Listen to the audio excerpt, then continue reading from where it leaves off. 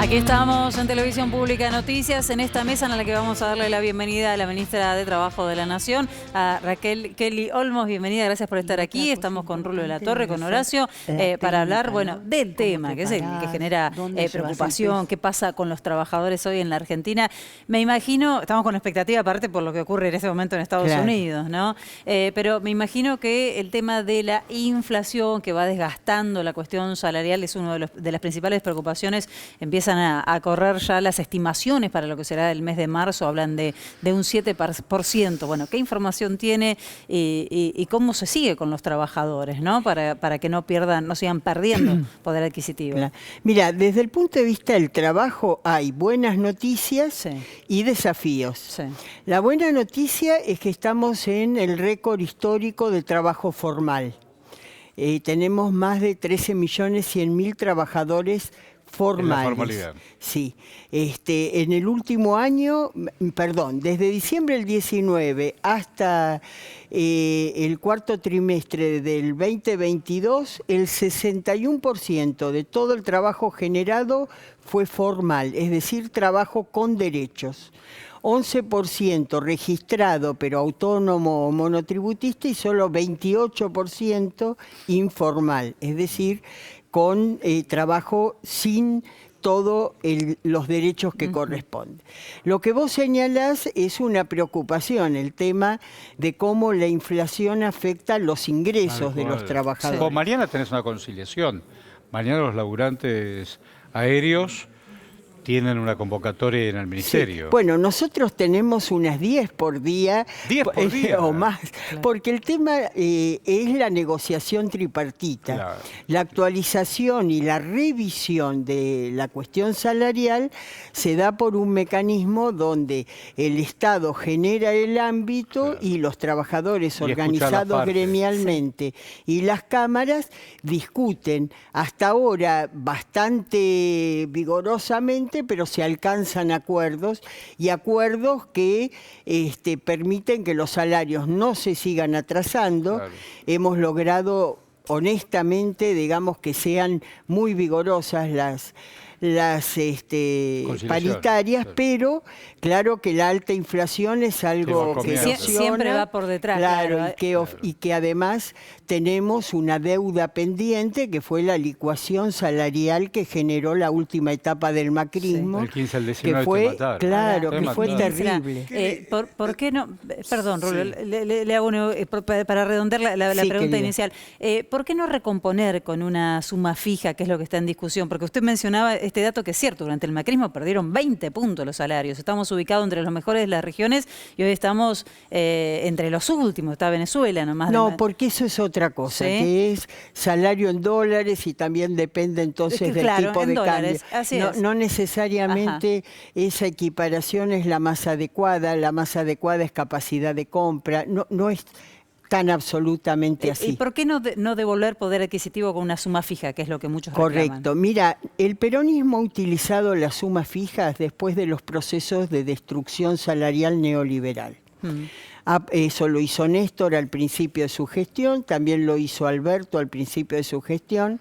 En el caso de Néstor, cuando puso en marcha el proceso paritario, no se volvió a intervenir por afuera con una suma fija, porque ese proceso de paritaria es vigoroso, los intereses se defienden firmemente, por supuesto, hay situaciones y situaciones, cada sector es heterogéneo, no todos tienen el mismo grado de concentración económica, no todos tienen la misma productividad ni competitividad tecnológica, etcétera. Se alcanza esa tensión y no se vuelve a intervenir por ahí, digamos, salvo algún bono o alguna cosa excepcional. Lo mismo hizo Alberto después de los 2 últimos años, o mejor dicho, después de los 4 años del macrismo, los últimos 2 fueron demoledores desde el punto de vista tanto del nivel de ocupación como desde el punto de vista salarial, y hizo 2 recomposiciones por decreto. Bueno, después vino la pandemia, pusimos en marcha después de la pandemia las paritarias, y hoy la dinámica paritaria permite revisiones que hemos hecho hasta 3 revisiones por año para que no se pierda capacidad adquisitiva.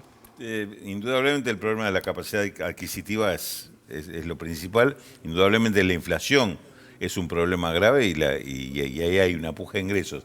La pregunta es, ¿por qué nunca se planteó desde el gobierno que en los acuerdos de precios estuvieran presentes los trabajadores del Ministerio de Trabajo? ¿No parece un ámbito ajeno?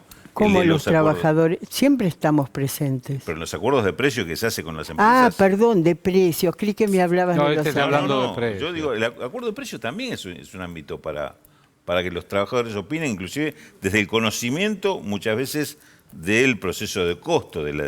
Los trabajadores organizados han estado participando del control de precios. Incluso salieron algunas cámaras empresarias muy oponiéndose firmemente, claro.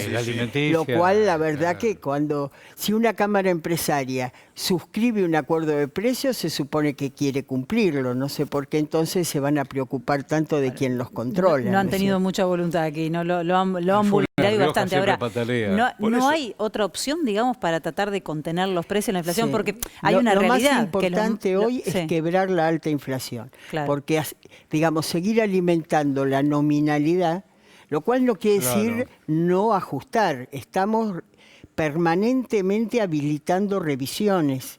Nunca decimos esto se congeló. Cada vez que el sector, por ejemplo el gremio, solicita una revisión, se autoriza. De modo que eso está en permanente revisión. Ahora, la verdad es que hay una definición que dio Juan Perón y que yo hasta ahora no encontré ninguna mejor.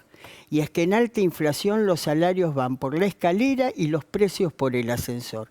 Y lamentablemente eso es así. Usted es muy peronista, ¿no? Muy peronista, sí. Pero veo otra forma de atacar el tema de la inflación cuando hay procesos de concentración económica muy fuerte en la Argentina, actitudes empresarias que algunas las hemos aludido recién. Desde el plano laboral, ¿se podría hacer otra cosa? ¿Se podría hacer alguna participación mayor que simplemente participar en algunos controles y bastante resistidos que fueron, por cierto? Mira, es comprometernos todo el gobierno en quebrar la alta inflación y en lo que a mí respecta fortalecer la interlocución gremial. Los gremios son los que tienen que fortalecer la negociación desde el punto de vista de los intereses laborales. De la formalidad. Ahí en esta etapa preelectoral de Paso y compañía, la oposición, todas dicen, nosotros queremos achicar el Estado, pero mira que en Vile van a quedar en la calle, ya lo hicieron, no me interesa, vamos a recortar trabajo. ¿Y dónde van a ir? Están haciendo algo peor. A ver, decime. Están intentando desestabilizar permanentemente para que el mercado haga el ajuste draconiano que ellos creen que hay que hacer. Por eso me parece que es importante merituar dos cosas. El esfuerzo que hace el gobierno nacional para mantener la estabilidad a pesar de las dificultades, ahora la sequía que ha sido un golpe ahí lo vimos charlando incluso con el fuerte. presidente de Estados Unidos. Y la verdad que la meta que hemos alcanzado de incremento de la población económicamente activa, incremento récord de la población ocupada, incremento récord de la población ocupada registrada y descenso histórico, es el menor nivel de desocupación desde que se lleva la serie en el 2003. Bien, ahora, ministra, yo vuelvo con el tema de los precios porque hay una realidad, decía, y es que hay los grandes jugadores, los grandes formadores de precios tienen un mayor margen de ganancia en este momento, mientras los trabajadores, como describíamos recién, fueron perdiendo. No hay herramientas que se puedan aplicar. Yo recuerdo durante el gobierno de Mauricio Macri todos fuimos muy críticos de cómo se dolarizaba la mesa de los argentinos y cómo cada vez había menos restricciones. Bueno, en este gobierno seguimos teniendo esa dificultad. Se ha dolarizado el precio de la carne, no hace falta que yo lo cuente, ha aumentado mucho y ha caído a niveles históricos el consumo de la carne. Mira, pasa lo mismo con fruta, con verdura. Quiero decir, hay un componente político más allá de... Sí, y hay un componente estructural. El destrozo que hizo el macrismo va a pesar sobre la cabeza de los argentinos, no por un gobierno, por generaciones. Y una de las condiciones que impuso fue un nivel de escasez de divisas, que para la dinámica económica de la Argentina es central, muy significativo. Esa escasez de las divisas tensa todos los precios relativos y es uno de los factores que más alimenta la dinámica de precios. Por eso, ¿qué hace nuestro gobierno? Bueno, ha intentado cambiar estructuralmente la matriz para que haya nuevos oferentes de divisas, por ejemplo, el sector minero, litio, economía del conocimiento, incluso el sector agroexportador.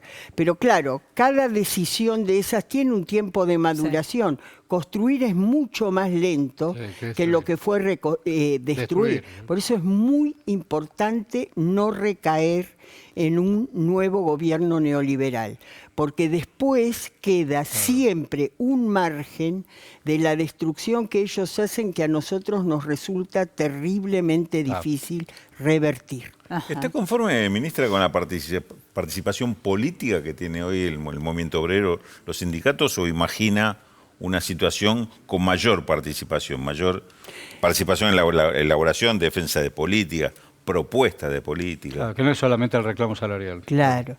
Mirá, nosotros en el Ministerio de Trabajo intentamos tener una dinámica mucho más amplia. Acabamos, por ejemplo, junto con la CGT y logramos el acuerdo de la Unión Industrial, suscribir las condiciones para la efectiva aplicación de la reglamentación sobre sectores de cuidado en los establecimientos de trabajo. Yo te voy a decir un viejazo, pero yo ponía mesas en 1975 recogiendo firmas para lograr la reglamentación de ese artículo. Imagínate la lucha que ha significado.